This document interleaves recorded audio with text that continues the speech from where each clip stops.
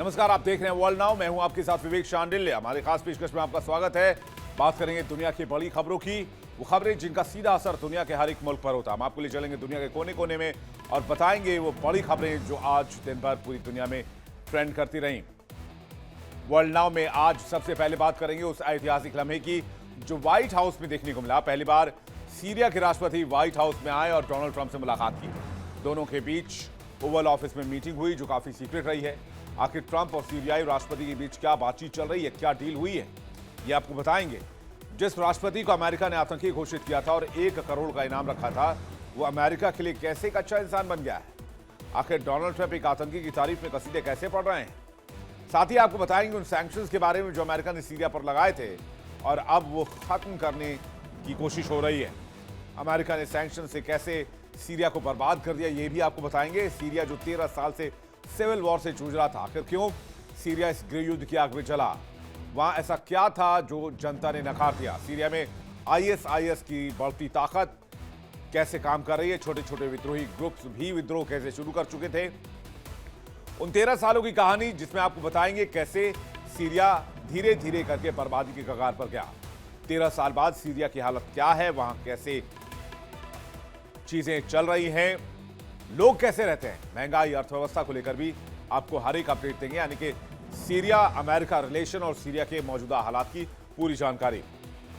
फिर बात करेंगे चीन के राष्ट्रपति, माफ कीजिएगा, रूस के राष्ट्रपति पुतिन की, जिनके बारे में चर्चा इन दिनों है सोशल मीडिया पर कि पुतिन बीमार चल रहे हैं। लेकिन क्या वाकई ऐसा कोई सच है कि पुतिन बीमार हैं? और अगर चर्चा है तो इसको लेकर इसके पीछे की खबर क्या है, क्योंकि पुतिन की सेहत को लेकर कई बार सवाल उठाए जा चुके हैं। क्या रूस की जो सरकार है वो पुतिन की सेहत को लेकर जानकारी छिपा रही है? क्या पुतिन को कोई गंभीर बीमारी है, और अगर बीमारी है तो फिर ये कौन सी बीमारी है? साथ ही बात करेंगे रूस की सीक्रेट पॉलिसी के बारे में जो कि सामने आई है कि क्यों पुतिन से संबंधित हर जानकारी यहां डिस्क्लोज नहीं की जाती है, उसको बहुत ही प्राइवेट रखा जाता है। इसके बाद आपको बताएंगे इंडोनेशिया के उस शासक के बारे में जो कभी तानाशाह था लेकिन आज उसे राष्ट्र नायक यानी कि नेशनल हीरो की उपाधि दी जा रही है। आखिर क्यों उसे देश में दर्जा दिया गया, आपको बताएंगे। साथ ही आपको बताएंगे कि उन्हें तानाशाह क्यों कहा जाता है, जिसने 32 साल तक देश पर शासन किया, जिसके शासनकाल में मानवाधिकार उल्लंघन, भ्रष्टाचार, राजनीतिक दमन के आरोप लगे, लोग नाखुश थे। वहीं अब जो जाकर वो राष्ट्रनायक बन चुका है। लोकतंत्र को कुचलने वाला राष्ट्रनायक कैसे राष्ट्रनायक बना, ये कहानी बहुत दिलचस्प है, जरूर देखिएगा। फिर आपको बताएंगे बौखलाए ट्रंप की कहानी जो अब धमकी पर उतर आए। देश संभल नहीं रहा, शटडाउन से अमेरिका के हालात खराब हैं, लोग एयर ट्रैफिक कंट्रोलर्स की एक्स्ट्रा ड्यूटी से परेशान हैं, विमानों के रद्द होने से यात्री परेशान हो रहे हैं, बिना सैलरी के लोग काम कर रहे हैं। ऐसे में लोगों को समझाने के बजाय ट्रंप धमकी दे रहे हैं। ट्रंप ने एयर ट्रैफिक कंट्रोलर्स को क्या धमकी दी है, ट्रंप की धमकी का कितना असर होगा, क्या एयरपोर्ट से भीड़ कम हो पाएगी या नहीं हो पाएगी, और ये शटडाउन कब तक चलेगा, इस पर भी जानकारी आपके सामने रखेंगे। आइए देखते हैं वर्ल्ड नाउ। वर्ल्ड नाउ में सबसे पहले कहानी आज सीरिया की, वो देश जो धीरे धीरे बर्बाद हो गया। लेकिन अब जो मुलाकात हुई है उसने पूरी दुनिया का ध्यान अपनी ओर खींचा है। अमेरिका और सीरिया के बीच दशकों की दुश्मनी खत्म होती नजर आ रही है जब सीरियाई राष्ट्रपति अहमद अल शरा ने पहली बार व्हाइट हाउस में कदम रखा। सीरिया के राष्ट्रपति अमेरिका के दौरे पर हैं, उन्होंने अमेरिका के राष्ट्रपति ट्रंप से मुलाकात की है। दोनों नेताओं की इस साल ये दूसरी मुलाकात है। इससे पहले मई 2025 में दोनों नेता सऊदी अरब में मिले थे, लेकिन तब बहुत बड़ा बवाल हुआ था क्योंकि अमेरिका ने इसी नेता को आतंकी घोषित किया हुआ था, और न सिर्फ आतंकी घोषित किया हुआ था बल्कि इस शख्स के ऊपर करोड़ों रुपए का इनाम रखा था। यह बीते समय की बात हो चुकी है, चैप्टर बदल चुका है। वैसे डोनाल्ड ट्रंप को समझना थोड़ा मुश्किल है। डोनाल्ड ट्रंप असीम मुनीर से भी ट्रंप व्हाइट हाउस में मुलाकात करते हैं, और अब एक और सो कॉल्ड टेररिस्ट को बुलाकर मुलाकात की है। कहानी दिलचस्प है, आइए आगे बढ़ते हैं। ट्रंप ने व्हाइट हाउस में सीरियाई राष्ट्रपति अहमद अल शरा का गर्मजोशी के साथ स्वागत किया। हालांकि दोनों के बीच ये मीटिंग व्हाइट हाउस के ओवल ऑफिस में हुई, जिसे प्रेस के लिए, मीडिया के लिए क्लोज रखा गया था। इस ऐतिहासिक मुलाकात की सबसे हैरान करने वाली बात यह है कि सीरियाई राष्ट्रपति को व्हाइट हाउस के मेन एंट्रेंस से नहीं बल्कि खुफिया और बहुत कम इस्तेमाल होने वाले वेस्ट एग्जीक्यूटिव एवेन्यू से अंदर ले जाएगा। इस वेस्ट गेट का इस्तेमाल बाकी विदेशी नेताओं के लिए नहीं होता है। कहा जाता है कि व्हाइट हाउस का वेस्ट एग्जीक्यूटिव आमतौर पर सीनियर अधिकारियों और सुरक्षा एजेंसियों की बैठकों के लिए प्रयोग होता है। विदेशी राष्ट्राध्यक्षों का स्वागत आमतौर पर वेस्ट विंग ड्राइव वे से किया जाता है, जहां मीडिया कवरेज और औपचारिक समारोह भी होते हैं। लेकिन यह दौरा इसलिए भी इंपॉर्टेंट माना जा रहा है कि 1946 में सीरिया की आजादी के बाद किसी सीरियाई राष्ट्रपति की यह पहली आधिकारिक अमेरिकी यात्रा है। मुलाकात की तस्वीरें खुद राष्ट्रपति ट्रंप ने शेयर की और इस मुलाकात में काफी गर्मजोशी नजर आ रही है। यह तस्वीर देखिए, इस तस्वीर में काफी गर्मजोशी नजर आ रही होगी। लेकिन ये जो किरदार देख रहे हैं, ये कोई आम किरदार नहीं है। मैं आपको पहले बता दूं, अगर इस किरदार का नाम अभी आप इंटरनेट पर सर्च करेंगे तो दूध का दूध और पानी का पानी हो जाएगा। ओवल ऑफिस में एक ऐसा आतंकी खड़ा है जिसे खुद अमेरिका ने आतंकी घोषित किया था और करोड़ों का इनाम रखा था। ट्रंप से सोशल मीडिया ट्रूथ पर उन्होंने लिखा, सीरिया के नए राष्ट्रपति अहमद हुसैन अल शरा के साथ समय बिताना सम्मान की बात थी, जहां हमने मिडिल ईस्ट में शांति की सभी मुमकिन पहलुओं पर चर्चा की, जिसके वो खुद एक प्रमुख समर्थक हैं। ट्रंप कहते हैं, मैं आपसे फिर मिलने और बात करने के लिए उत्सुक हूं। हर कोई मिडिल ईस्ट में हो रहे महान चमत्कार के बारे में बात कर रहा है। ट्रंप ने सोशल मीडिया पर ही सीरियाई राष्ट्रपति की तारीफ के कसीदे भी पढ़ दिए। बल्कि मुलाकात के बाद प्रेस को संबोधित करते हुए ट्रंप ने कहा कि हम सीरिया को कामयाब बनाना चाहते हैं, क्योंकि ये मिडिल ईस्ट का अहम हिस्सा है। उन्होंने कहा, मुझे भरोसा है कि अल शरा अपने देश को सही दिशा में ले जाएंगे। वही अल शरा ने कहा कि हम चाहते हैं कि सीरिया अब खतरे की जगह न रहे, बल्कि निवेश का केंद्र बने, खासकर गैस और एनर्जी के फील्ड में। ट्रंप और सीरिया के राष्ट्रपति की मुलाकात को बहुत खास बताया जा रहा है। ट्रंप कसीदे पढ़ रहे हैं, लेकिन इस मुलाकात के लिए सीरिया के राष्ट्रपति अल शरा के लिए कोई औपचारिक स्वागत नहीं हुआ। न रेड कार्पेट, न कैमरे, न प्रेस। रिपोर्ट के मुताबिक अल शरा व्हाइट हाउस पहुंचे और ट्रंप के साथ 2 घंटे तक बंद कमरे में बातचीत की। बैठक के बाद अल शरा बाहर निकले, समर्थकों की भीड़ का अभिवादन किया और मोटरकैड में बैठकर रवाना हो गए। ट्रंप और शरा की मुलाकात मई रियाद में GCC शिखर सम्मेलन के दौरान हुई थी। उस समय डोनाल्ड ट्रंप की बहुत कड़ी आलोचना हुई, पूरी वर्ल्ड मीडिया में आलोचना हुई। उस समय ट्रंप उन्हें युवा, मजबूत और फाइटर नेता बताने लगे थे। इसके बाद ट्रंप प्रशासन ने सीरिया पर लगे ज्यादातर प्रतिबंध हटा लिया। हालांकि सीजर एक्ट अभी भी लागू है और उसे हटाने के लिए कांग्रेस की मंजूरी जरूरी है। मुलाकात के एक दिन पहले अमेरिका ने उन्हें आतंकियों के लिए बनी ब्लैकलिस्ट से भी हटा दिया। इस मुलाकात के दौरान सीरिया ने औपचारिक तौर पर ऐलान किया कि वो इस्लामिक स्टेट के खिलाफ अमेरिकी नेतृत्व वाले वैश्विक गठबंधन का हिस्सा बनेगा। इसके साथ ही अमेरिका ने सीरिया को वॉशिंगटन में अपना दूतावास फिर से खोलने की अनुमति देने पर सहमति जता दी, ताकि दोनों देश आतंकवाद, सुरक्षा और आर्थिक सहयोग पर मिलकर काम कर सकें। यानी अब सीरिया भी आतंकवादी समूह इस्लामिक स्टेट का मुकाबला करने के लिए अमेरिका के साथ अंतर्राष्ट्रीय गठबंधन में शामिल होगा। अब ये वादा और ये दावा हकीकत में कितने प्रतिशत तक कन्वर्ट होता है, ये देखने वाली बात होगी। वैसे माना यह जा रहा है कि यह कदम मिडिल ईस्ट में अमेरिका की विदेश नीति में बड़े बदलाव का प्रतीक है। शरा की अमेरिकी यात्रा से जुड़ा एक वीडियो वायरल हुआ, जिसमें वो वॉशिंगटन डीसी में अमेरिकी जनरल के साथ बास्केटबॉल खेलते हुए नजर आए। ये तस्वीर देखिए, इसकी काफी चर्चा हो रही है। इसे एक सॉफ्ट डिप्लोमेसी के तौर पर देखा जा रहा है। सीरिया के विदेश मंत्री ने खुद ये वीडियो साझा किया है। कभी अमेरिका के लिए मोस्ट वांटेड रहे शरा अब उन्हीं सैनिकों के साथ खेल रहे हैं जो कभी उन्हें देखते ही मारने के आदेश में थे। इस मुलाकात की इतनी चर्चा क्यों हो रही है, इसे भी समझना चाहिए।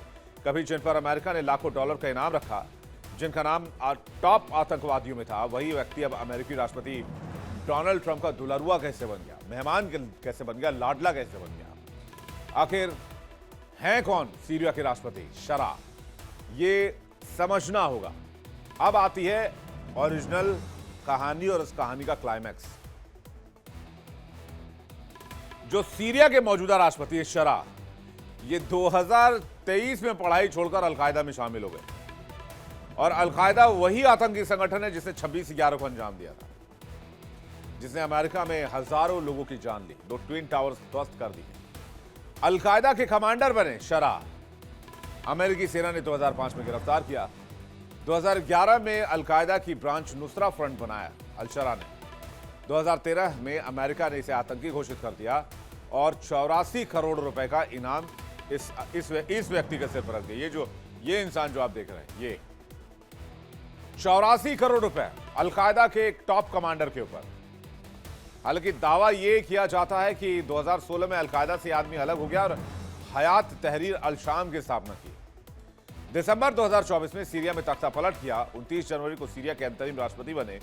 यूएन असेंबली को संबोधित करने वाले पहले सीरियाई राष्ट्रपति हैं। तो जिस आदमी का संबंध अलकायदा से रहा है, वो आदमी व्हाइट हाउस में अमेरिका के राष्ट्रपति के साथ हाथ मिला रहा है, प्लेट एक्सचेंज कर रहा है। ये डोनाल्ड ट्रंप के रिजीम में ही मुमकिन है और किसी राष्ट्रपति के रिजीम में ऐसा मुमकिन हो ही नहीं सकता था। अब इसके लिए अमेरिका की जनता डोनाल्ड ट्रंप को माफ करेगी या नहीं करेगी, मैं अमेरिका की जनता पर छोड़ता हूं। लेकिन यह कयास और अंदाजा लगाया जा सकता है कि इसके लिए शायद अमेरिका की जनता डोनाल्ड ट्रंप को माफ कर पाए। खैर, वापस लौटते हैं शरा पर। शरा ने अल-कायदा से संबंध तोड़ के खुद को नए सीरिया के सुधारवादी नेता के तौर पर पेश करना शुरू किया। 13 साल के युद्ध के बाद विदेशी समर्थन के साथ सीरिया का पुनर्निर्माण करने की कोशिश की जा रही है। ट्रंप ने भी मीटिंग के बाद कहा है कि शरा का अतीत बुरा रहा है। सच कहूं तो यदि आपका अतीत खराब नहीं होता तो आपके पास कोई मौका नहीं होता। कभी अमेरिका का दुश्मन माने जाने वाले व्यक्ति को अब उसी देश के राष्ट्रपति ने अपने कार्यालय में बुलाया। भले ही वो खुफिया दरवाजे से आया हो, लेकिन तस्वीर दिखाती है कि दुनिया की राजनीति में अब नया चैप्टर शुरू हो गया है। आसिम मुनीर डोनाल्ड ट्रंप के ऑफिस जाता है। अल-कायदा के एक एक्स टेररिस्ट कह लीजिए, वो दुनिया के सबसे पुराने लोकतंत्र के सबसे बड़े मंदिर में जाता है। अब 2 दिन पहले 7 नवंबर को अमेरिका ने इसे आतंकी लिस्ट से बाहर कर दिया। अमेरिकी विदेश मंत्रालय के प्रवक्ता टॉमी पिगॉट ने कहा कि शरा की सरकार ने लापता अमेरिकियों की तलाश और हथियार नष्ट करने जैसे अमेरिकी शर्तें पूरी कर दी हैं, इसलिए उन्हें सूची से हटा दिया गया है। यूएन को संबोधित करते हुए सीरिया के राष्ट्रपति ने कहा था कि हमारे पास एक बड़ी जिम्मेदारी है, अर्थव्यवस्था को दोबारा बनाना। सीरियाई लोग मेहनती हैं, बस बैन हटा दीजिए, नतीजे खुद ब खुद दिखेंगे। ऐसे में सवाल उठता है कि अल-शरा के साथ एक अलग तरह की मुलाकात से ट्रंप क्या दिखाना चाहते हैं। कहीं ऐसा तो नहीं कि अमेरिका सीरिया के नए नेतृत्व से काम तो करना चाहता है, लेकिन अभी खुलकर समर्थन देने से बच रहा हो। इसलिए ट्रंप प्रशासन ने इस मुलाकात को प्राइवेट और क्लोज डोर रखा है। यह कहना इसलिए भी वाजिब हो रहा है क्योंकि ट्रंप ने कहा है कि उन्हें भरोसा है कि अल-शरा काम कर जाएंगे। व्हाइट हाउस की गोपनीयता बताती है कि वॉशिंगटन फिलहाल सीरिया को साझेदार तो मान रहा है, लेकिन मित्र कहने में जल्दबाजी नहीं करना चाहता है। इस बैठक में कई दूसरे मुद्दों पर भी बातचीत हुई। सीरिया के राष्ट्रपति कई मुद्दों को लेकर अमेरिका पहुंचे थे। आपको बता देते वो कौन से मुद्दे हैं जिन पर ट्रंप और सीरिया के राष्ट्रपति के बीच बातचीत हुई, यानी दोनों देशों के बीच बायलैटरल टॉक में कौन से मुद्दे उठाए गए। अगर इस पर नजर डालें तो आईएसआईएस के खिलाफ सहयोग की बात कही गई। आईएसआईएस एक बहुत मेजर संगठन है।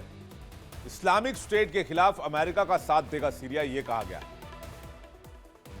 अमेरिकी नेतृत्व वाले ग्लोबल कोएलिशन जो टू डिफीट आईएसआईएस में शामिल रहेगा सीरिया, यह भी वादा किया गया है। अल-शरा के साथ अमेरिका की रियल पॉलिटिक्स का हिस्सा है, जो क्षेत्रीय सुरक्षा को मजबूत करने का मोटिव रखता है। इसके बाद सैंक्शंस में ढील दिया गया है। अमेरिका ने 180 दिनों के लिए आर्थिक प्रतिबंध निलंबित कर दिए हैं। ये प्रतिबंध सीजर एक्ट के तहत लगाए गए थे। अल-शरा ने प्रतिबंध पूरी तरह समाप्ति की मांग की है ताकि सीरियाई जनता पर बोझ कम हो और उन्हें इसका फायदा मिल पाए। यह निलंबन सीरिया की अर्थव्यवस्था को थोड़ी राहत जरूर देगा। अब आते हैं रीबिल्डिंग प्रोसेस पर, पुनर्निर्माण। 13 साल के सीरियाई गृह युद्ध से ढांचे के पुनर्निर्माण पर चर्चा कि सीरिया को रिबिल्ड कैसे किया जाए। नुकसान बहुत हो चुका है। सीरिया को सहायता देने की दिशा में कैसे कदम उठाया जा सकता है, यह भी यूएस से बात हुई है। शरा ने आईएमएफ से संभावित सहायता पर भी चर्चा की कि आईएमएफ से कुछ पैसे मिल जाए तो देश में काम शुरू हो। क्षेत्रीय और वैश्विक कूटनीति की बात की जाए तो मिडिल ईस्ट में राजनीतिक समीकरणों को बदल सकते हैं ये दोनों नेता, ऐसा दावा किया जा रहा है। रूस, ईरान और तुर्की जैसे देशों पर निर्भरता अमेरिका की कम होगी, डिपेंडेंसी कम होगी, स्पेशली तुर्की पर। सीरिया के नए नेताओं ने सत्ता संभालने के बाद से अपने हिंसक अतीत से दूरी बनाने की कोशिश की और आम सीरियाइयों तक विदेशी शक्तियों के सामने एक अधिक मॉडरेट छवि पेश करने की कोशिश की। विश्व बैंक ने हाल ही में कहा सीरिया के पुनर्निर्माण की लागत $216 अरब है। अमेरिका ने सीरिया पर 6 महीने के लिए जो प्रतिबंध हटाए, इससे सीरिया की आर्थिक स्थिति थोड़ी बेटर हो सकती है। Global coalition to defeat ISIS, जिस पर सीरिया ने साइन किया अमेरिका के साथ मिलकर, यह कितना अहम है ये भी आप जान लीजिए। आखिर क्या है ग्लोबल कोलिशन क्या है, ये भी आपको जल्दी से बताते हैं। Global coalition to defeat ISIS एक अंतर्राष्ट्रीय गठबंधन है आईएसआईएस से लड़ने के लिए, जिसे 2014 में अमेरिका ने बनाया था। गठबंधन में 85 देश शामिल हैं और संस्थाएं शामिल हैं। इसका मकसद दुनिया से आतंकी संगठन आईएसआईएस को खत्म करना है, उनकी फंडिंग बंद करना है और आईएसआईएस के जो इलाके आजाद हुए हैं वहां पर पुनर्निर्माण करना भी इस संगठन का, इस कोलिशन का काम है। लोगों को वापस बनाना और स्थिर सरकार देना, यह भी इस गठबंधन का मकसद है। सीरिया में आईएसआईएस को निशाना बनाया गया। 2015 से 19 के बीच गठबंधन ने 30,000 से ज्यादा हवाई हमले किए। भले ही आईएसआईएस का इलाकाई शासन खत्म हो गया, लेकिन उसके छोटे आतंकी गुट अब भी सीरिया और इराक के कुछ इलाकों में सक्रिय हैं। इसलिए अब गठबंधन आतंकियों को फिर से संगठित होने से रोकने पर काम कर रहा है। सीरिया और इराक की सेना को ट्रेनिंग दे रहा है और स्थानीय लोगों को स्थिरता और रोजगार दिलाने की कोशिश कर रहा है। अब आपको यह भी बताते हैं कि आखिर सीजर एक्ट क्या है, जिसके तहत सीरिया पर अमेरिका ने सैंक्शंस लगाए थे। यह एक अमेरिकी कानून है जो 2020 में लागू हुआ। यह सीरिया के आम लोगों की रक्षा करने वाला कानून है। इसका मकसद सीरिया की सरकार पर दबाव डालना है ताकि वो युद्ध, अपराध, हिंसा और मानवाधिकार उल्लंघन बंद करें।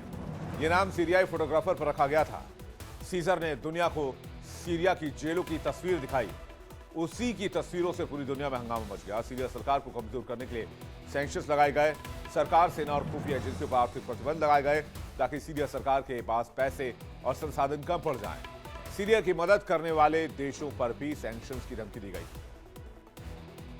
अमेरिका का यह कानून लाने का मकसद सीरिया की बशर अल असद की सरकार को दबाव में डालना था। इस एक्ट के जरिए अमेरिका यह संदेश देना चाहता था कि अगर सीरियाई सरकार अपने लोगों पर अत्याचार करेगी तो हम सीरिया के साथ जो तुम्हारी मदद करेगा उसे भी दंडित करेंगे। यह एक्ट इसलिए खास था क्योंकि इसे यूएस कांग्रेस ने पास किया था और इसे तुरंत लागू करने का इरादा था। लाया तो इसे सीरिया के भले के लिए था, लेकिन इस कानून से सीरिया के सुधरने की बजाय बिगड़ती चली गई। सीजर एक्ट से इंपैक्ट क्या हुआ सीरिया की इकोनॉमी पर, यह जल्दी से नजर डालते हैं। सबसे पहले तो इकोनॉमी तबाह हो गई, अर्थव्यवस्था खत्म हो गई। सीरिया की करेंसी की कीमत तेजी से गिरने लगी और डाउनफॉल की शुरुआत हुई और महंगाई कई गुना बढ़ गई। खाने पीने की चीजों की महंगाई, खाने पीने की चीजों की दाम से लेकर दवाइयों तक सब कुछ महंगा हो गया। बहुत से अस्पतालें बंद हो गए क्योंकि उनके पास विदेशी सप्लाई ही नहीं थी, उनके पास दवाइयां नहीं थी। कई लोग इलाज नहीं मिलने की वजह से काल के गाल में समा गए। बहुत लोगों को एक वक्त का खाना जुटाना भी मुश्किल हो गया। कई परिवारों ने सीरिया से पलायन करना ही बेहतर समझा, उन्होंने सीरिया छोड़ दिया। गरीबी और बेरोजगारी रिकॉर्ड स्तर पर पहुंच गई। व्यापार और निवेश रुक गया। कोई भी विदेशी कंपनी या देश निवेश नहीं कर पा रहा था। विदेशी कंपनियां तेल, गैस और बिल्डिंग प्रोजेक्ट से पीछे हट गई। देश का पुनर्निर्माण रुक गया। जो शहर बमबारी में तबाह हो गए थे वो आज भी खंडहर बने हुए हैं। देश की तबाही से उबरना लगभग असंभव हो गया था। अमेरिका चाहता था कि बशर अल असद सत्ता छोड़ दें या तो फिर सुधार करें, लेकिन असद राष्ट्रपति बने रहे और उन्होंने रूस और ईरान से और गहरे संबंध बना लिए। उल्टा अमेरिका की सजा का सारा बोझ आम जनता पर गिर गया। यूरोप और अरब देशों के कुछ हिस्सों ने कहा कि सीजर एक्ट से सरकार नहीं, लोग मर रहे हैं। इस प्रतिबंध ने सीरिया को दुनिया से आर्थिक, राजनीतिक और तकनीकी रूप से काफी हद तक काट दिया था। हालांकि इस कानून में यह प्रावधान था कि अमेरिकी राष्ट्रपति राष्ट्रीय सुरक्षा को देखते हुए इन प्रतिबंधों को हटा सकते हैं। राष्ट्रपति ट्रंप ने इसी अधिकार का इस्तेमाल करते हुए बैन को हटा दिया। सऊदी अरब में मई में अमेरिकी राष्ट्रपति डोनाल्ड ट्रंप ने अल शरा से मुलाकात की थी। इस दौरान ट्रंप ने सीरिया पर लगे कई प्रतिबंधों को हटाने का आदेश भी दिया था। बशर अल असद ने साल 2000 में सत्ता संभाली और उनके परिवार ने लगभग 50 साल तक देश पर राज किया। कहते हैं लोगों को बोलने तक की आजादी नहीं थी, नौकरियां नहीं थी, भ्रष्टाचार था, गरीबों की सुनवाई नहीं हो रही थी। 2011 में अरब देशों में अरब स्प्रिंग नाम की लहर चली। लोग सड़कों पर उतरकर अपने तानाशाहों को हटाने लगे। सीरिया में भी सत्ता से हटाने के लिए प्रदर्शन हुए। उस आंदोलन को असद सरकार की सेना ने कुचल दिया। इससे जनता और ज्यादा भड़क गई और धीरे धीरे देश दो हिस्सों में बढ़ गया। एक तरफ सरकार की सेना और दूसरी तरफ जनता और विद्रोही। हालात बिगड़े और आईएसआई भी इसमें शामिल हो गया। सीरिया के कई इलाकों पर कब्जा कर लिया गया। रूस और ईरान असद की सरकार के साथ खड़े हो गए। अमेरिका और यूरोप विद्रोही और कुर्द गुटों के साथ आ गए। तुर्की ने अपनी सेना भेज दी। सीरिया दुनिया के देशों का युद्ध का मैदान बन गया। सिविल वॉर में लाखों लोग मारे गए, करोड़ों लोग बेघर हो गए, शहर बर्बाद हो गए और पिछले साल सीरिया में तख्ता पलट हो गया। साल 2024 से सत्ता पर काबिज बशर अल असद को 2024 से पहले अल शरा के आने से पहले देश छोड़ना पड़ा, सीरिया छोड़ना पड़ा। राष्ट्रपति असद अपने परिवार के साथ रूस चले गए। अब सीरिया की सत्ता पर विद्रोहियों का कब्जा हो गया है। कई बार संगठनों ने तख्ता पलट की कोशिश की लेकिन वो कामयाब नहीं हुए। 2015 में रूस ने सीरिया में बमबारी कर असद की सरकार को बचा लिया। अगर रूस और ईरान नहीं होते तो असद की सरकार काफी पहले गिर जाती। लेकिन अहमद अल शरा के गुट ने विद्रोह छेड़ दिया। मात्र 11 दिन में ही राष्ट्रपति असद को अपनी सत्ता गंवानी पड़ी, जिसका मेन रीजन था जो सालों से असद सरकार को बचा रहे थे वही सहयोगी आपस में उलझ गए। रूस यूक्रेन के साथ युद्ध में उलझा। ईरान का इस्राएल के साथ संघर्ष उलझा। ईरान का इस्राएल के साथ संघर्ष भी शुरू हुआ। हिजबुल्लाह को लेबनान में इस्राएली सैन्य अभियान का सामना करना पड़ा। सीरिया में विद्रोही गुटों ने इस स्थिति का फायदा उठाया और तख्ता पलट कर दिए। सीरिया में लगभग 14 साल बाद संसदीय चुनाव हुए। अहमद अल शरा ने अंतरिम राष्ट्रपति के तौर पर सत्ता संभाली थी। इसके बाद अमेरिका और पश्चिमी देशों से संबंध बेहतर किए, लेकिन सीरिया की जो हालत 13 सालों में हुई उसे सीरिया बिना किसी देश की मदद के रिकवर नहीं कर सकता है। इसलिए सीरिया के राष्ट्रपति अमेरिका की तरफ दोस्ती का हाथ बढ़ा रहे हैं। सिविल वॉर का इंपैक्ट क्या हुआ 13 साल के अंदर? 13 सालों में जीडीपी बुरी तरीके से खत्म हो गई। अगर हम सीरिया के जीडीपी की बात करें, 13 सालों में जीडीपी रसातल में चली गई। महज $8.9 बिलियन रह गई। 2011 में ये जो जीडीपी थी वो $67.5 बिलियन की थी। देश की 90% जनता गरीबी रेखा से नीचे है। 13 साल में जीडीपी में $5,855.93 करोड़ की गिरावट आई। 2024 में सीरिया की महंगाई दर 140% थी। साल 2011 से अब तक करीब 14 लोगों ने पलायन किया है, 14 मिलियन लोगों ने, और 70 लाख से ज्यादा लोग देश के अंदर डिस्प्लेस्ड हो गए। ये हैं सीरिया के हालात। ऐसे में सीरिया के राष्ट्रपति देश को दोबारा रिकंस्ट्रक्ट करना चाहते हैं। और मैं आपको तस्वीरें दिखाता हूं व्हाइट हाउस की, जहां पर एक तरफ डोनाल्ड ट्रंप है तो दूसरी तरफ अल शरा है। ये देखिए, जरा फुल स्क्रीन तस्वीर आपको दिखाते हैं कि किस तरह से दोनों नेताओं के बीच गर्मजोशी से मुलाकात हुई है। लेकिन शर्त यह है कि आईएसआईएस की जानकारी देंगे अल शरा। लेकिन क्या फिर आईएसआई से दुश्मनी ठीक रहेगी? एक बार तस्वीर देखिए, फिर इस पर चर्चा करते हैं।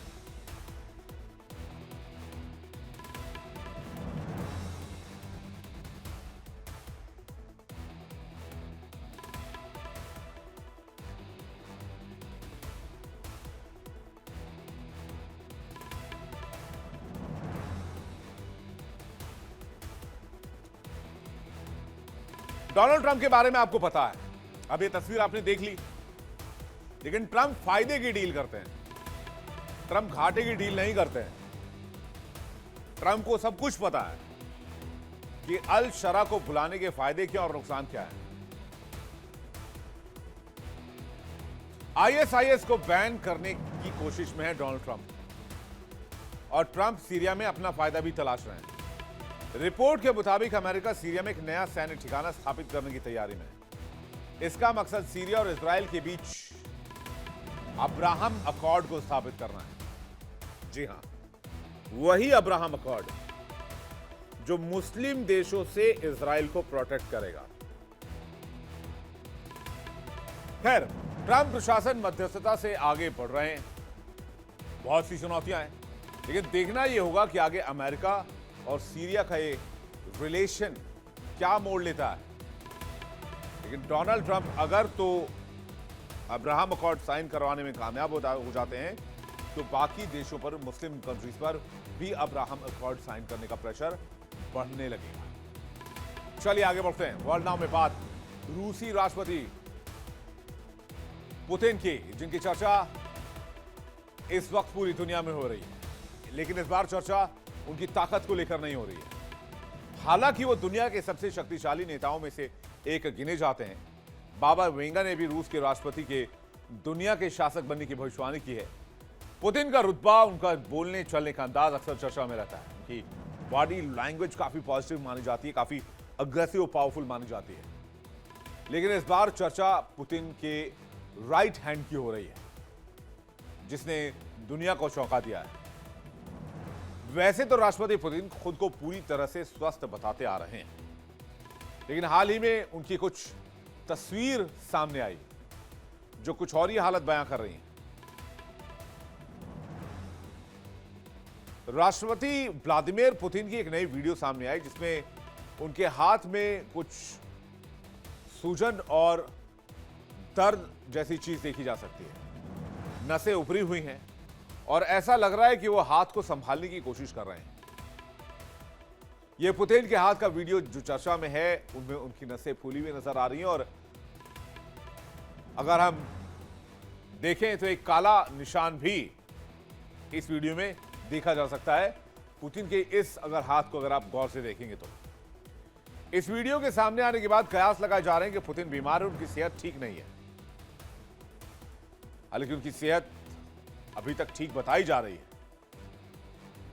वीडियो में पुतिन के हाव भाव देखने के बाद उनकी सेहत को लेकर अटकलें फिर से तेज हो गई हैं। कई मीडिया रिपोर्ट्स में ऐसा दावा किया जा रहा है कि पुतिन किसी गंभीर बीमारी से जूझ रहे हैं। इससे पहले पुतिन के कांपते और खड़े होने के लिए संघर्ष करते हुए वीडियो भी वायरल हुए थे। अब वायरल हो रही तस्वीर में कथित तौर पर उनके हाथ पर निशान और गहरा रंग दिख रहा है। पुतिन 73 साल के हो चुके हैं। उम्र बढ़ने के साथ साथ पुतिन धीरे धीरे बीमारियों से भी घिरते जा रहे हैं। और ऐसा हम नहीं कह रहे। पुतिन की जो तस्वीरें आए दिन सोशल मीडिया पर वायरल हो रही हैं, कई रिपोर्ट में कहा गया है कि पुतिन पार्किंसन डिजीज और कैंसर से भी पीड़ित हैं। हालांकि मैं आपको क्लियर करना चाहूंगा यहां पर कि इसकी कोई आधिकारिक पुष्टि नहीं है। यह सोशल मीडिया पर ट्रेंड कर रहा एक न्यूज है जो हम आपको बता रहे हैं। अब ये स्पॉट कहां पर हुए हैं उस पर अगर हम बात करें तो पुतिन एक कार्यक्रम में पहुंचे थे। पुतिन के हाथ में सूजन दिखाई दी, हाथ की नसें फूली हुई नजर आई। पुतिन के हाथ में काला निशान भी नजर आया। पुतिन ने अपना हाथ कस के बंद कर रखा है, जिससे पुतिन के हाथ में दर्द या परेशानी की आशंका बढ़ जाती है। वैसे ही कोई पहला मौका नहीं जब पुतिन की सेहत पर अनुमान लगाया जा रहा हो। इससे पहले भी उनके हाथों पर काले धब्बे, आईवी मार्क्स, झटकी, ट्विचिंग जैसी चीजें देखी गई थी, जिन्हें कुछ विश्लेषकों ने गंभीर बीमारी का संकेत माना। कई रिपोर्ट्स में कहा गया है कि पुतिन पार्किंसन डिजीज और कुछ और बीमारियों से ग्रसित हो सकते हैं। अब पार्किंसन बीमारी क्या है? इससे पहले जो बाइडेन को भी पार्किंसन बीमारी बताई जा रही थी। आइए नजर डालते हैं इस पार्किंसन बीमारी पर। दरअसल पार्किंसन एक न्यूरोलॉजिकल बीमारी होती है। दिमाग की नसों को यह बीमारी प्रभावित कर देती है।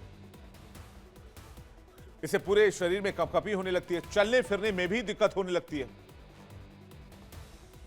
बोलने में कठिनाई होती है, शरीर में बैलेंस बनाने में परेशानी होती है, शरीर के छोटे अंग से इसकी शुरुआत होती है और धीरे धीरे करते हुए पार्किंसन पूरे शरीर में फैल जाता है।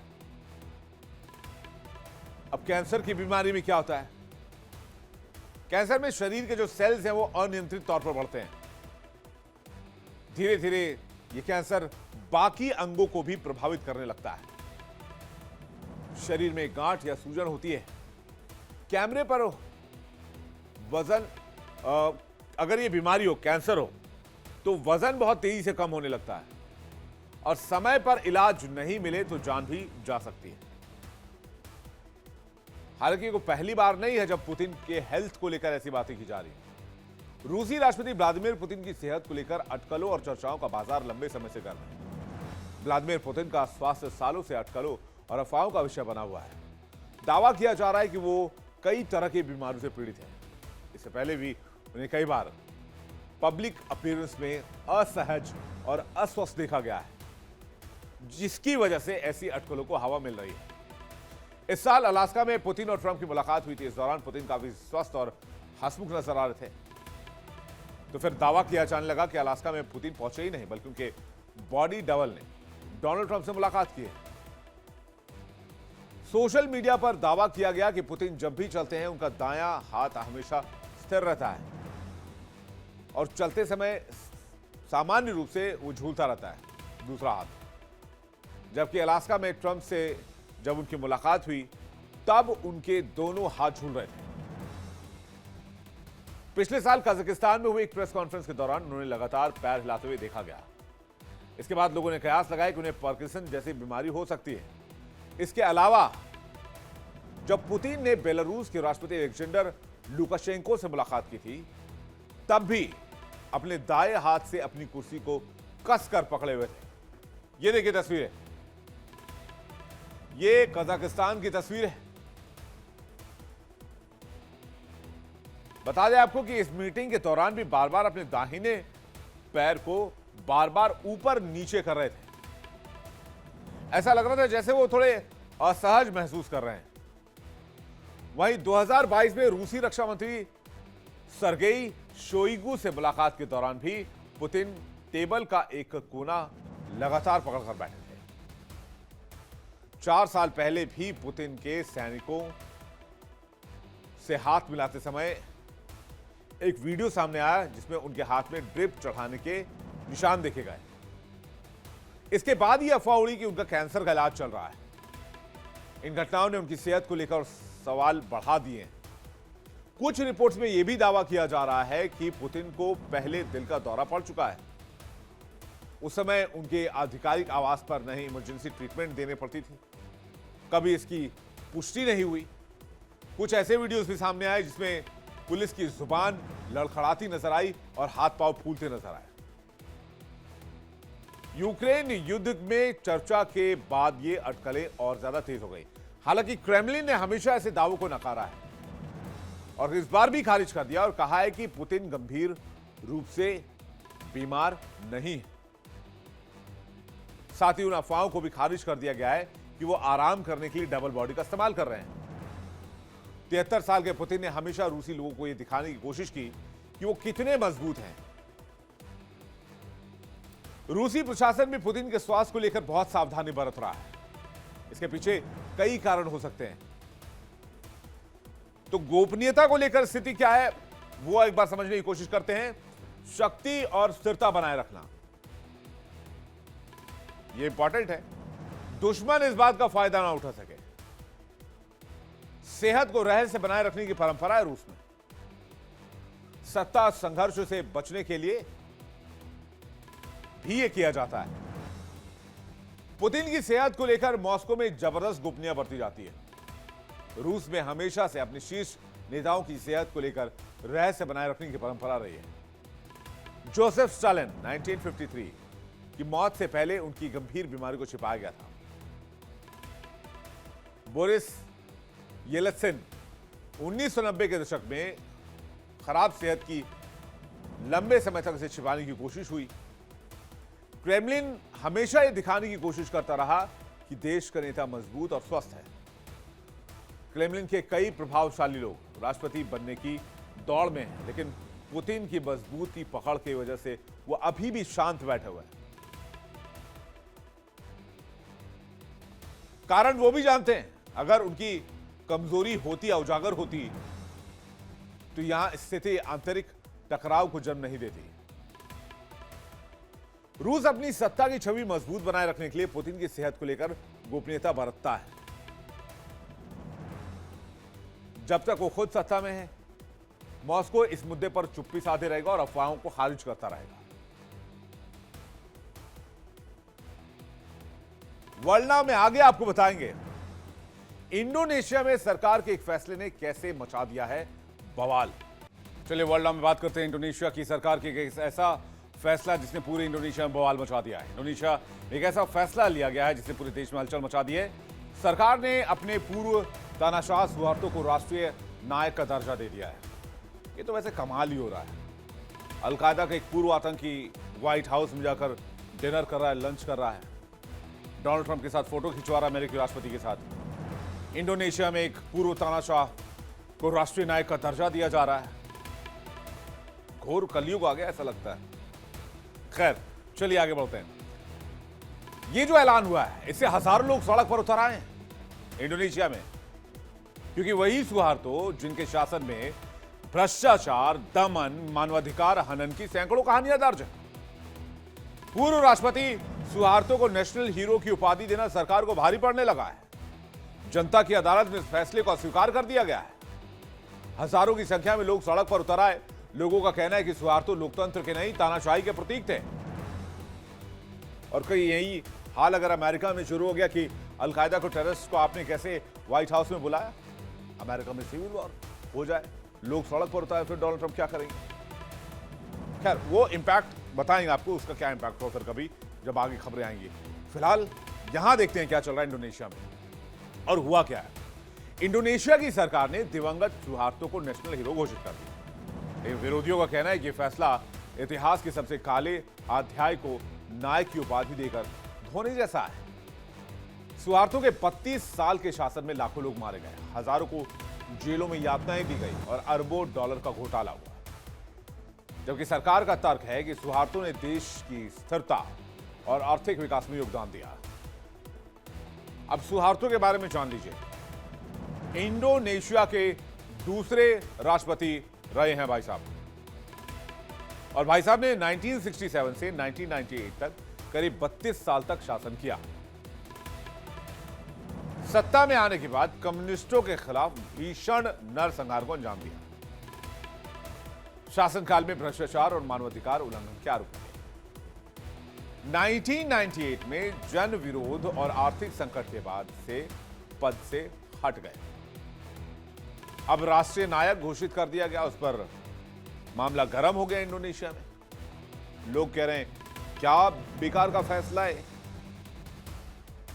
क्योंकि जब आप इनकी कुंडली देखेंगे, मतलब इनके कार्यकाल का चैप्टर खोलेंगे, तब आपको पता चलेगा कि भाई साहब ने क्या क्या किया। सुहार्तो ने 1967 से लेकर 1998 तक करीब 32 साल तक देश पर शासन किया। उनके शासनकाल में मानवाधिकार उल्लंघन, भ्रष्टाचार और राजनीतिक दमन के गंभीर आरोप लगे। कई इतिहासकार मानते हैं कि सुहार्तो का दौर दो चेहरों वाला दौर था। एक तरफ आर्थिक विकास तो दूसरी तरफ लोकतांत्रिक आजादी पर पहरा। इंडोनेशिया में विकास या दमन, सुहार्तो की विरासत पर बहस आज भी जारी है। अब आपको सुहार्तो का शासन और विवाद को लेकर पूरी टाइमलाइन क्या है, यानी कि इनके शासनकाल में हुआ क्या क्या है, वो दिखाते हैं। 1965 से लेकर 1967, 30 सितंबर, 1 अक्टूबर 1965 को तख्ता पलट कर दिया गया।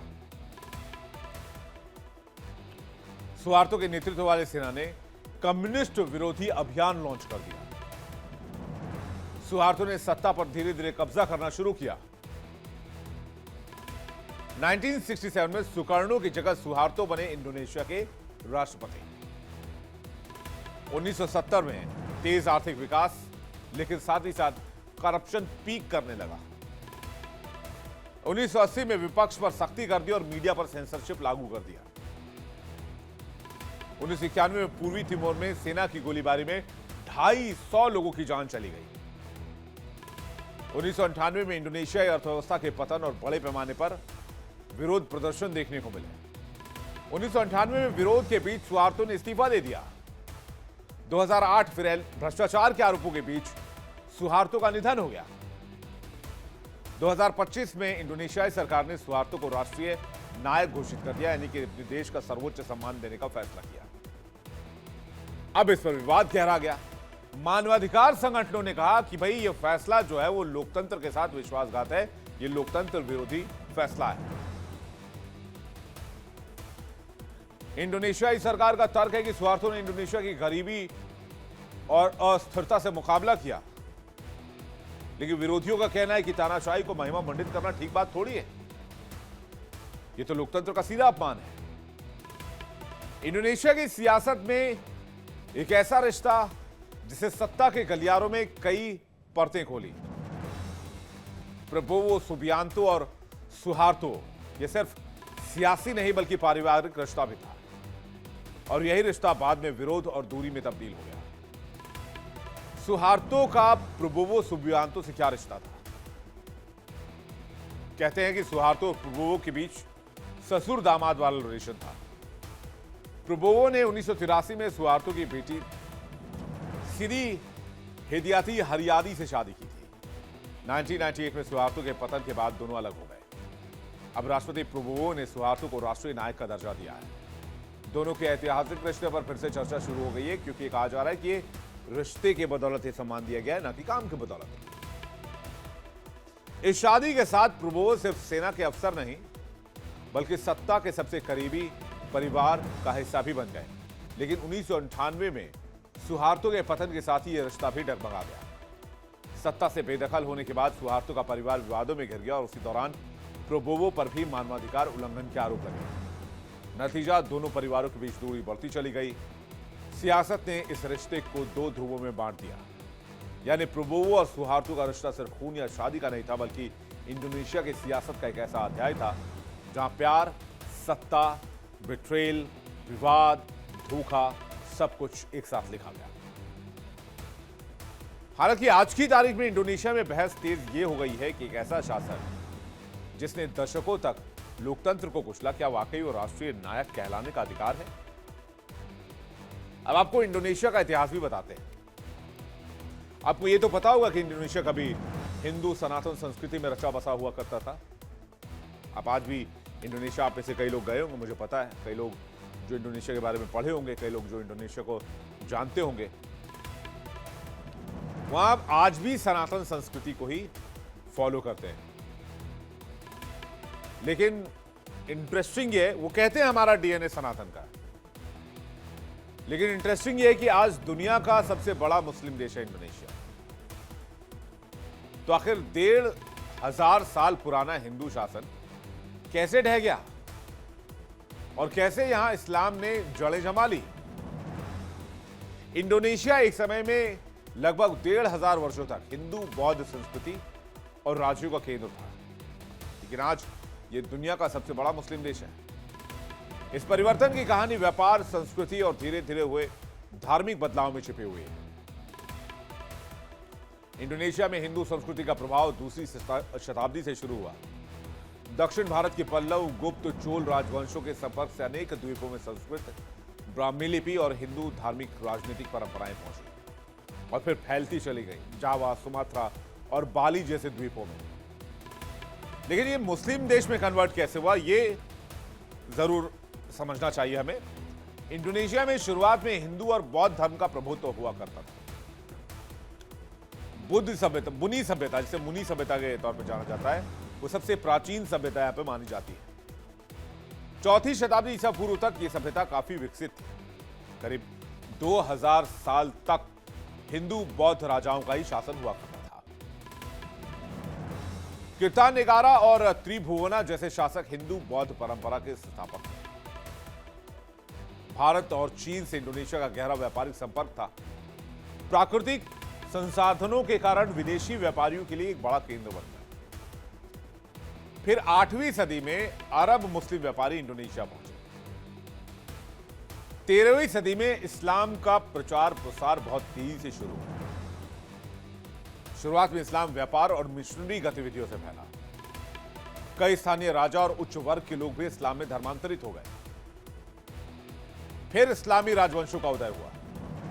13वीं सदी के अंत में उत्तरी सुमात्रा में इस्लामी राज्यों का गठन किया गया। धीरे धीरे इस्लाम राजनीतिक और सांस्कृतिक रूप से प्रमुख हो गया। फिर माजापाहित साम्राज्य आया। इसी काल में पूर्वी जावा में हिंदू माजापाहित साम्राज्य जब उदय हुआ तो इसके प्रधानमंत्री गजाह मदा का प्रभाव आज भी इंडोनेशिया की संस्कृति में दिखता है। फिर आती है बात धर्मांतरण और परिवर्तन की। कुछ इलाकों में कहते हैं तलवार के दम पर भी धर्मांतरण कराया गया। आने वाले सदियों में हिंदू बौद्ध धर्म हाशिए पर चलेगा और अंततः इंडोनेशिया दुनिया का सबसे बड़ा मुस्लिम देश बनता चला गया। आज का इंडोनेशिया अगर आप देखेंगे तो लगभग 87% मुस्लिम पॉपुलेशन। परंपरा, कला और संस्कृति में भी अब भी हिंदू बौद्ध धर्म का प्रभाव मौजूद है। वहां पे चौक चौराहों पर आपको रामायण की झलक मिल जाएगी, रामायण के अध्यायों के, रामायण के प्रसंगों की झलक मिल जाएगी, मंदिरों में मिल जाएगी। आज भी इंडोनेशिया में दुनिया का सबसे भव्य रामलीला होता है। नाटक मंचन सबसे भव्य तरीके से किया जाता है। यह असर इतना गहरा था कि इंडोनेशिया में बने मंदिर आज भी भारत की सनातन की कला, आर्किटेक्चर की झलक दिखाई देती है। जैसे बाली का प्रम्बानन मंदिर या मध्य जावा का बोरबुदुर मंदिर, जो भारतीय देवी देवताओं और महाकाव्यों से प्रेरित है। आज भी बाली जैसे द्वीपों में हिंदू संस्कृति जीवित है, जहां रामायण और महाभारत नाट्य रूप में रोजमर्रा की जिंदगी का हिस्सा है। इंडोनेशिया में इस्लाम सबसे बड़ा धर्म है, जहां 2023 में नागरिक रजिस्टर डेटा के मुताबिक 87.06% इंडोनेशियाई लोग अपने आप को मुस्लिम समुदाय का मानते हैं। संप्रदाय के हिसाब से अधिकतर लोग सुन्नी मुसलमान हैं। पीयू रिसर्च सेंटर के मुताबिक 2011 में देश की मुस्लिम आबादी का 99% सुन्नी मुस्लिम था। बाकी 1% शिया मुस्लिम है, जो मुख्य रूप से जकार्ता और उसके आसपास बसे हुए हैं। और लगभग 4 लाख अहमदी मुसलमान भी वहां पर है।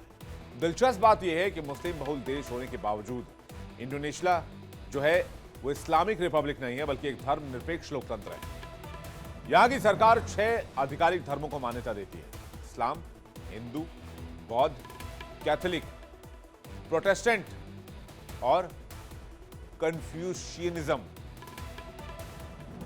अब आपको बताते हैं कि इंडोनेशिया में कब कब विवाद की स्थिति बने, यानी प्रॉब्लम्स कब कब आए। 1956 से 66 में कम्युनिस्टों के खिलाफ हिंसा और लाखों की मौत हुई। सुहार्तो ने तब सत्ता संभाली थी और इसलिए सुहार्तो को नायक की उपाधि देने से नाराजगी है। 1998 में आर्थिक संकट आ गया, फिर विरोध प्रदर्शन हुआ और उसके बीच सुहार्तो का पतन हुआ। 2002 में बाली बम धमाका बहुत चर्चा में रहा। इसमें 200 से ज्यादा लोगों की मौत हुई थी और आतंकवाद पर उसके बाद सख्त कार्रवाई शुरू की गई। 2016 में जकार्ता में गवर्नर अहोक के खिलाफ धार्मिक आधार पर हिंसक प्रदर्शन शुरू हो गया। 2019 में जकार्ता में चुनाव परिणाम को लेकर दंगे हुए और कई लोगों की जान चली गई। 2020 में ओमनिबस लॉ, जो आपका मजदूर कानून के नाम से भी जाना जाता है, उसके खिलाफ देश भर में हिंसक विरोध प्रदर्शन शुरू हो गया। 2025 में पूर्व तानाशाह सुहार्तो को राष्ट्रीय नायक घोषित करने पर देश भर में बवाल फिर से शुरू हो गया। इंडोनेशिया में हिंसक विरोध प्रदर्शनों ने हालात को बेकाबू कर दिया है। सड़क पर उतरकर लोग सरकार के खिलाफ नारेबाजी कर रहे हैं। राजधानी जकार्ता समेत कई शहरों में तोड़फोड़ और झड़पें जारी हैं। हालात कुछ वैसे ही हैं जैसे कुछ महीने पहले बांग्लादेश और श्रीलंका में देखने को मिले थे, जहां सत्ता परिवर्तन हो गया। लेकिन सवाल यह है कि क्या इंडोनेशिया भी उसी राह पर बढ़ रहा है? इंडोनेशिया में राष्ट्रपति प्रबोवो की सबसे बड़ी अग्नि परीक्षा अभी बाकी है और इस सिचुएशन को कैसे कंट्रोल करेंगे प्रबोवो, ये देखने वाली बात होगी। अब बात करते हैं एक बार फिर से अमेरिका की। अमेरिका में 42 दिनों से जारी सरकारी शटडाउन के खत्म होने के आसार दिख तो रहे हैं, लेकिन खत्म नहीं हो रहा। सीनेट ने अहम फंडिंग बिल पास कर दिया, जिससे सरकारी कर्मचारियों को वेतन मिलेगा और जरूरी सेवाएं बहाल होंगी। लेकिन अमेरिका में हवाई यात्रा पर संकट है। हजारों यात्री फंसे हुए हैं। कईयों को अपनी उड़ानें बार बार रिशेड्यूल करनी पड़ रही हैं।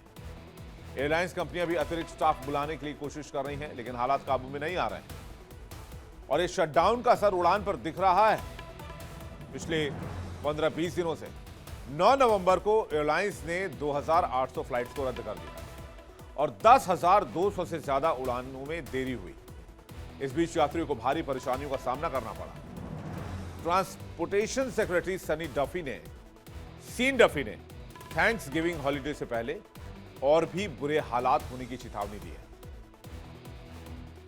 थैंक्स गिविंग हॉलीडे अमेरिका के सबसे खास छुट्टियों में से एक है, जो इस साल 27 नवंबर को पड़ रही है। वैसे भी अमेरिका में इस वक्त तक लोग छुट्टियों पर जाने की तैयारी करने लगते हैं। लाखों स्टूडेंट्स आमतौर पर ट्रैवल करते हैं, घर वापस जाते हैं, सब अपने अपने घर लौटते हैं, क्योंकि विंटर भी है, क्रिसमस भी है, थैंक्स गिविंग भी है और एयरपोर्ट पर लंबी कतार भी है इसकी वजह से। आप इसको ऐसे समझिए कि हमारे देश में त्योहारों के समय लोग वापस UP, Bihar, Jharkhand, metro city से वापस जाते हैं। तो सिचुएशन कैसी बनती है रेलवे स्टेशन पर। अमेरिका में कुछ यही हालात इन दिनों होते हैं, ईयर एंड में, स्पेशली जब क्रिसमस करीब होता है। अब ऐसे में कह रहे हैं कि फ्लाइट्स जो है वो डिले हैं, फ्लाइट्स रद्द हो रही हैं, स्टाफ नहीं है एटीसी में, ट्रैफिक कंट्रोल में, तो कियोस्क मचनी तय है। और ये समस्या हुई क्यों है? ये समस्या हुई है एयर ट्रैफिक कंट्रोल स्टाफ की कमी की वजह से। तकनीकी कर्मचारियों और हवाई यातायात नियंत्रक यानी कि एयर ट्रैफिक कंट्रोलर्स की हड़ताल के चलते सैकड़ों उड़ानें रद्द हो रही हैं। डोनाल्ड ट्रंप धमका रहे हैं, काम पर लौटो, लेकिन एयर ट्रैफिक कंट्रोलर्स कह रहे हैं पैसा दो, वेतन दो। डोनाल्ड ट्रंप ने एयर ट्रैफिक कंट्रोलर्स को धमकी दी है कि अगर जल्द वापसी नहीं की गई काम पर तो कठोर कार्रवाई की जाएगी। लेकिन प्रशासन की सख्त चेतावनी के बावजूद एयर ट्रैफिक कंट्रोलर्स अपनी मांग को लेकर अड़े हुए हैं। अब देखना होगा कि यह टकराव कब और कैसे खत्म होता है।